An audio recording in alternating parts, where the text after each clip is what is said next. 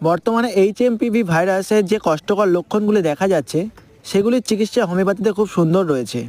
যেমন যদি কারো নাক মুখ দিয়ে জল পড়তে থাকে, হাঁচি হয় এবং গলায় খুব ব্যথা এবং জ্বালা বোধ করে এবং সেই জ্বালা যদি গরমে আরাম বোধ করে, সেক্ষেত্রে আর্সেনিক খুব ভালো কাজ করতে পারে। রোগীর চোখ মুখ যদি থমথমে লাল, গলায় ব্যথা, ঢোক গিলতে গেলে কষ্ট হয় এবং যদি তার সঙ্গে প্রবল জ্বরও থাকে, সেক্ষেত্রে বেলেডোনা খুব ভালো কাজ করবে। নাক মুখ দিয়ে যদি প্রচুর জল বেরোয় এবং নাকের জল খুবই ঝাঁঝালো হয় এবং তার সঙ্গে যদি হাঁচি থেকে থাকে, সেক্ষেত্রে এলিয়াম সেবা খুব ভালো কাজ করতে পারে। যদি মাথা এবং গা হাত পায়ে খুব ব্যথা, মাথা ভার, মুখ শুকিয়ে যাচ্ছে, কাশি এবং তার সঙ্গে কাশলে বুকে লাগছে, সেক্ষেত্রে বায়োনিয়া খুব ভালো কাজ করতে পারে।